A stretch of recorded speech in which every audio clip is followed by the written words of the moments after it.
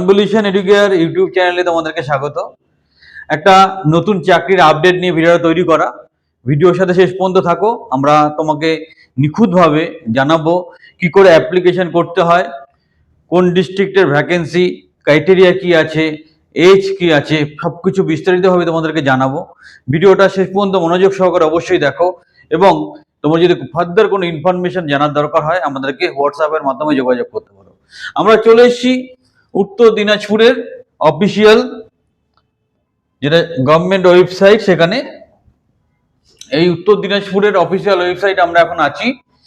তো আমরা দেখতে পাচ্ছি এখানে বেশ কিছু ভ্যাকেন্সি পরপর আছে। তো আমরা স্পেসিফিক্যালি যেটা আমাদের দরকার সেই জায়গাটায় আমরা যাব, সেই জিনিসটা আমরা একবার ভালো করে দেখে নেবো আমাদের রিকোয়ারমেন্টটা কি আছে।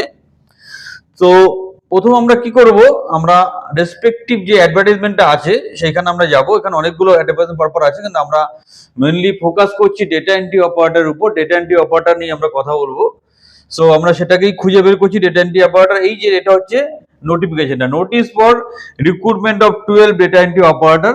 এটা হচ্ছে মেন নোটিশটা। আমরা নোটিশটা একবার ডাউনলোড করে নেব আমাদের ভালো করে জানা এবং বোঝার জন্য। নোটিশটাকে দেখে নেবো যে অ্যাকচুয়ালি কি বলেছে নোটিশটাতে, কারণ আমি সবসময় অফিসিয়াল নোটিফিকেশন ফলো করে কাজ করতে ভালোবাসি।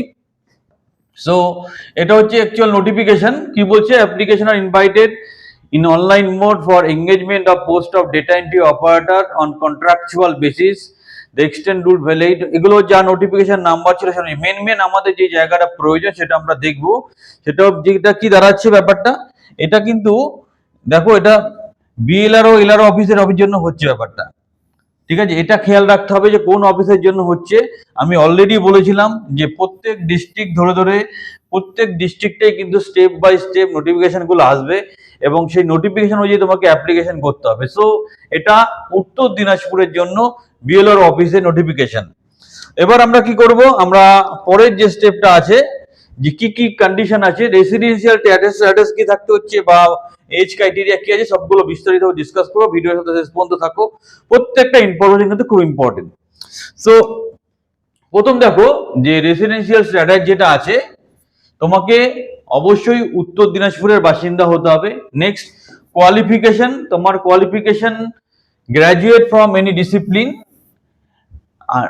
With A certificate in computer, মানে কম্পিউটারের সার্টিফিকেশন থাকতে হবে। নেক্সট এজ, বয়স 1/9/2024 ধরে 21 থেকে 45-এর মধ্যে থাকতে হবে।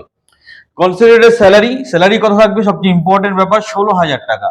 অন্যান্য ডিস্ট্রিক্টে কিন্তু এত দিচ্ছে না, উত্তর দিনাজপুরে 16,000 টাকা অনেক।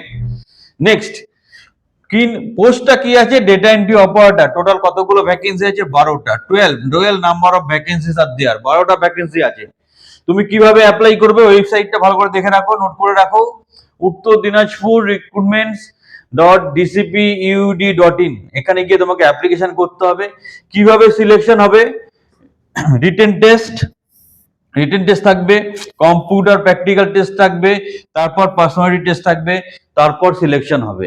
কবেকার মধ্যে অ্যাপ্লিকেশন গ্রহণ করা যাবে, 19শে সেপ্টেম্বর 2024। এই টাইমের মধ্যে কিন্তু অ্যাপ্লিকেশন তোমাকে করে ফেলতে হবে টু 22শে অক্টোবর, ঠিক আছে। তো এর মধ্যে তোমাকে অ্যাপ্লিকেশন প্রসেসটা কমপ্লিট করতে হবে। ডেটটা ভালো করে খেয়াল রাখো, ডেটটা কিন্তু খুব ইম্পর্টেন্ট। তোমার 19 তারিখের থেকে এদিকে 22 তারিখ পর্যন্ত যে কোনো টাইমের মধ্যে তুমি অ্যাপ্লিকেশন করতে পারো। বাট আমি বলবো যে তোমরা তাড়াতাড়ি অ্যাপ্লিকেশন করে নাও, কারণ যত তাড়াতাড়ি অ্যাপ্লিকেশন করবে তত ভালো।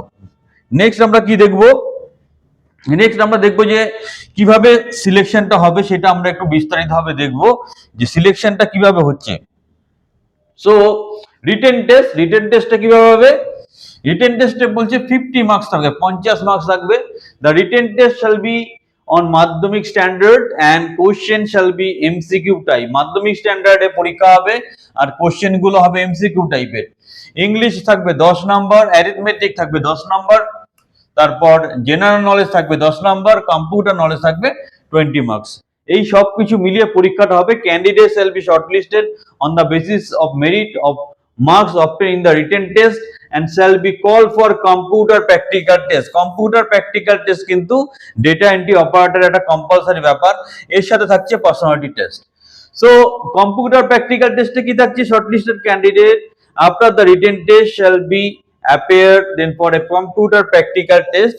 এখানে 40 মার্কস থাকছে। এখানে ইন জেনারেল যেটা হয় তোমাকে এক্সেল এন্ট্রি, টাইপিং স্পিড, এই ধরনের স্কিলগুলো এখানে চেক করা হয়।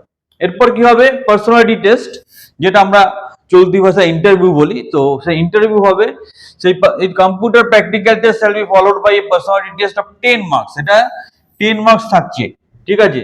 So computer practical test and personality test এটা কিন্তু কমপ্লিট করতে হবে। Applicant shall apply only online mode. একটা জিনিস খেয়াল রাখবে, এখানে শুধুমাত্র অনলাইন মোডে কিন্তু অ্যাপ্লিকেশন নেওয়া হচ্ছে। ওয়েবসাইটটা ভালো করে দেখে নাও, ওয়েবসাইটটা ভালো করে নোট করে নাও, আমি ভিডিও ডিসক্রিপশনে লিঙ্কটাও দিয়ে দেবো। খুব সুন্দর অপরচুনিটি যারা ডিস্ট্রিক্ট লেভেলে চাকরি করতে চাইছো। আমি বলেইছিলাম যে বিএসকে চাকরি একটা অন্যতম রিপ্লেসমেন্ট হচ্ছে এই BLR data entry. BSK notification যখন বেরোবে বেরো, কিন্তু ইন বিটুইন তুমি অ্যাপ্লিকেশন প্রসেসটা কমপ্লিট করে রাখো।